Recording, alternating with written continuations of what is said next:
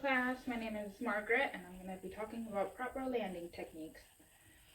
So I'll start with the anterior view. One thing to keep in mind is make sure from the anterior view everything is aligned. So when you land, don't land with your shoulders to the side, your knees out, your knees in, or your feet your feet shouldn't be out or in either. From the anterior view, everything should be aligned. So your feet should be pointing straight. Your knees should be right above your feet. Some people, when they land, they buckle their feet in unintentionally, and that causes strain on your knees and ankles, and your hips. So make sure your feet are straight, knees right above your feet, and that they're pointing straight too. Hips straight, hips shouldn't be out. Make sure they're aligned, and then your shoulders are also straight and level. And then from the lateral view, so once everything is straight in front, make sure you start with about a 30-degree angle on your knees, and your back should be straight. Don't land with your back all the way curved or your back too far back. Don't land with your hips out or hips forward. Make sure you land in with your knees curved and your back straight. And then right when you land, you'd follow through. So I'll do a little hop and then follow through into a squat.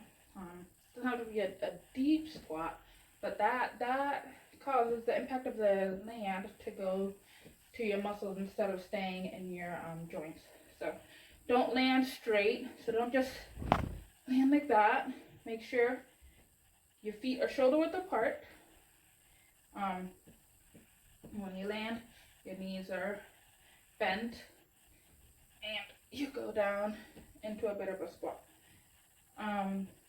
So I'll show you some from the frontal view. So I recommend when you're trying to teach people how to land properly, just start on flat ground and just have them do small hops. So feet shoulder width apart, and then start with your hands back and just a little hop. So just a few inches off the ground, and that way you can correct their mistakes.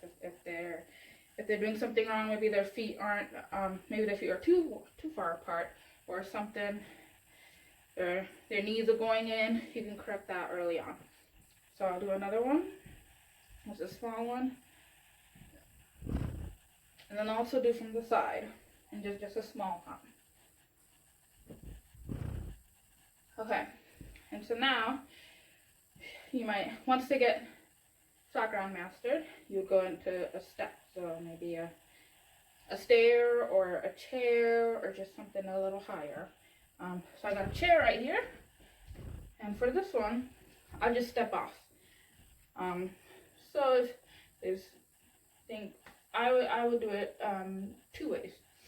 So first I'd start with just having them step off with one leg. So I'll try with my with my left leg. Start with my left leg and step off and land.